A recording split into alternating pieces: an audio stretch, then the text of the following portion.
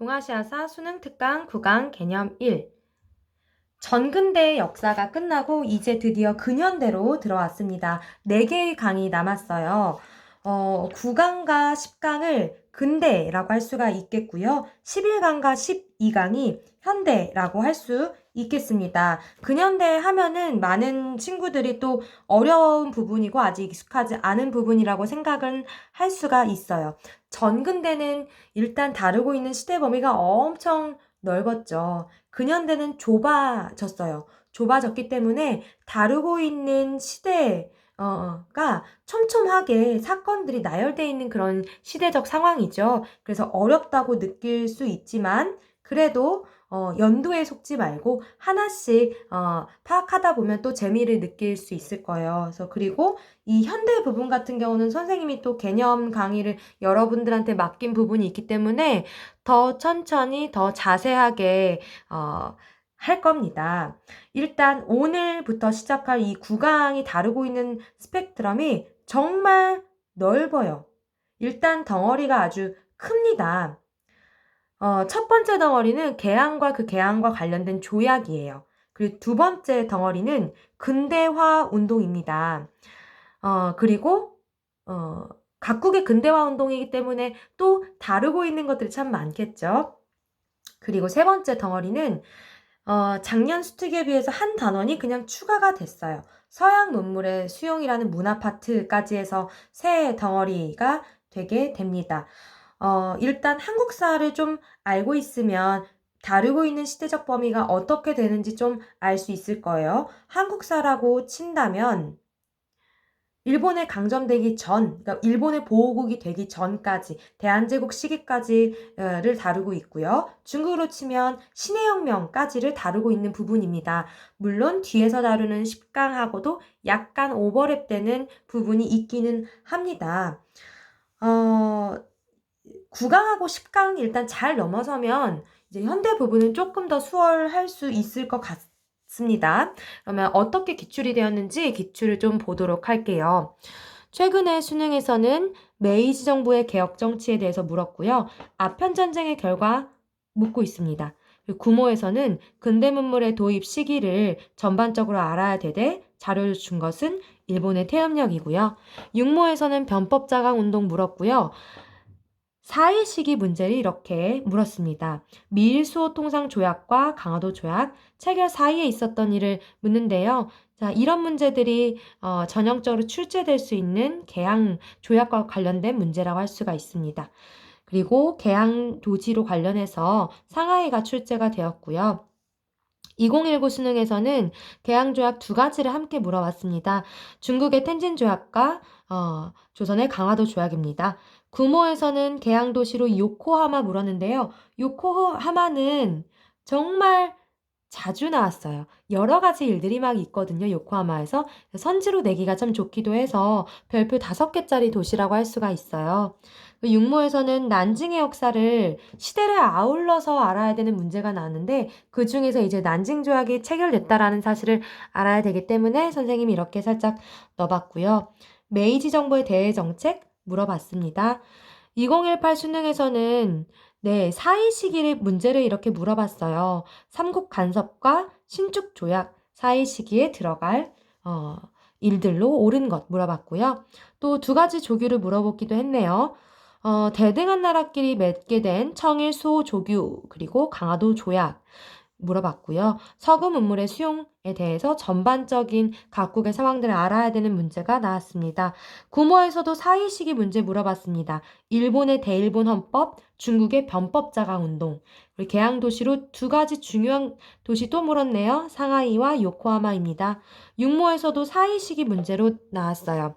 청푸전쟁과 청일전쟁인데요. 사실 청일전쟁은 뒤에 10강에서 다룰 부분이긴 하지만 시대가 약간 오버랩됩니다. 그래서 이 사이에 들어갈 것으로 옳은 것을 9강에서 배우는 내용들로 출제가 되었고요. 2017 수능은 사회진화론 물었고요. 중국의 의화단 운동과 신해혁명 물었습니다.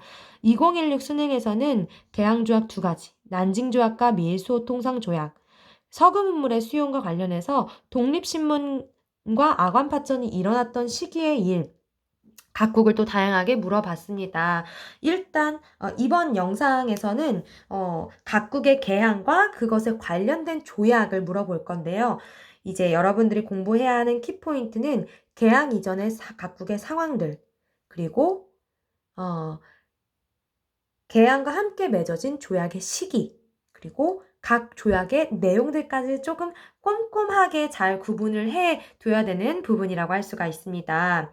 그러면 먼저 중국의 상황부터 보고 가겠습니다. 네, 선생님이 이렇게 필기를 전체적으로 보여주고 있는데요.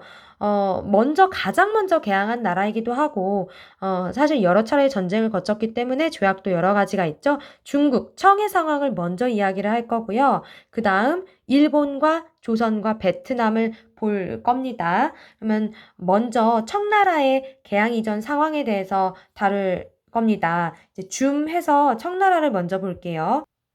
네. 청나라는 이제 영국이 접근을 해오게 되는데요. 우리 전근대 시대 때 각국의 교역이라던가 이 무역과 관련된 내용들 잘 공부했으면 동아시아로 어떠한 나라들이 어떤 식의 접근해 왔는지 기억이 날 거예요. 16세기에 이미 포르투갈, 에스파냐가 아시아로 진출을 하기 시작합니다. 17세기엔 이제 네덜란드이고요. 이제 18세기에 가장 강력하게 떠오르는 나라가 영국입니다. 이 영국이 가장 접근하고 싶었던 나라는 바로 청나라였죠. 여러분들 기억날 거예요. 18세기 영국의 메카트니 사절단이 청나라의 걸륭제를 만납니다. 그렇지만 걸륭제는 우리는 물산이 풍부하므로 너희와의 교역이 필요 없다 라고 하면서 거절했던 그런 일이 있거든요. 그런 상황이 바로 편무역 상황입니다. 청나라 18세기부터 공행이라고 하는 특허받은 서양 상인들과의 무역을 독점할 수 있는 권한을 부여받은 공행을 통한 제한적 무역이 이루어지고 있었어요. 이 공행은 광저우에 한정이 돼 있었죠. 광저우가 유일한 그런 통로였는데 그때 상황에서 영국이 아무리 접근을 해도 쉽지 않은 것은 사실 영국이 팔려던 그런 물건들이 중국에서 잘 팔리지도 않습니다. 이 중국의 어떤 면직물 산업이라든지 이런 게 엄청 거대했고 사실 싼 값에 내수가 이루어지고 있었기 때문에 오히려 영국과 청 사이에서는 유럽의 어느 나라건 거칠 것은 없었어요. 사실 중국의 이 비단과 도자기 그리고 차 같은 경우는 어마어마한 유럽의 수요가 있었기 때문에 이것을 수입하기 위해서 영국은 은을 결제 대금으로 지급을 해야 했습니다. 그래서 이런 편무역 상황에서 영국은 오히려 적자를 보고 있었다라는 겁니다. 그래서 이런 편무역의 상황을 해결하기 위해서 이제 중간에 다른 물건이 들어오게 됩니다. 영국이 식민지로 거느리고 있는 인도산 아편을 중국에 수출하게 되는 겁니다. 이 아편은 마약이에요. 이 무역 적자를 뒤집기 위해서 어떻게 보면 편법적인 방법을 썼다고 할 수 있는데요. 영국의 이 산업혁명으로 인해 발달된 면직물을 인도에 팝니다. 그리고 은을 다시 갖고 오는 거죠. 그럼 이 은은 또 어디서 오게 되냐? 인도에서 그 생산된 아편을 중국에 팔고 중국은 이 아편을 또 엄청나게 사들이기 위해서 은을 또 이렇게 결국에는 지불하면서 영국한테 다 빨려들게 되는 겁니다. 그래서 기존의 차나 비단과 도자기를 사기 위해서 지불했던 결제 대금으로 했던 은보다 훨씬 더 많은 은이 영국으로 다시 쏟아들어 오게 되면서 이 무역 상황이 바뀌게 되는 겁니다. 그래서 이 아편 때문에 이제 아편 전쟁이 일어나게 되는 건데요. 그럼 이 아편 전쟁에 대한 자료를 좀 보고 가겠습니다. 네, 수능 특강 112쪽이고요. 네, 선생님이 이런 편무역과 삼각무역에 대해서 설명한 내용이 여기에 도표로 잘 나와 있습니다. 이 영국과 청 사이에는 동인도 회사와 공행을 끼고 있죠. 영국 입장에서는 다른 걸 판매하고 싶어도 이 공행을 뚫을 수가 없었기 때문에 참 답답했을 거예요. 그래서 19세기에 삼각무역으로 이 인도산 아편이 들어오게 되는 겁니다. 인도와 동남아시아에서 세력을 확대한 영국이 18세기 이후 동아시아로 진출하게 됩니다. 그런데 영국은 차나 비단과 도자기들을 그 수요를 충족시키기 위해서 어마어마한 양의 그 은을 지불하게 되고요. 그래서 기대했던 것과는 달리 대청무역 적자가 늘어나게 되죠. 그래서 이 문제를 해결하기 위해서 동인도 회사를 통해 인도산 아편을 청에 밀수출하게 됩니다. 근데 이 아편은 양귀비의 열매에서 원액을 채취하여 만들어지는 마약류의 일종이에요. 그래서 이 중국에서는 이 마약에 중독되는 사람이 늘어나게 되는 거죠. 청의 아편 중독자가 증가하고 청의 은이 인도를 거쳐서 다시 영국으로 들어오게 되는 그런 상황이 이 청나라 개항 직전의 상황이었다라는 것을 알아두고 네, 그다음 본격적인 내용으로 들어가 보도록 하겠습니다.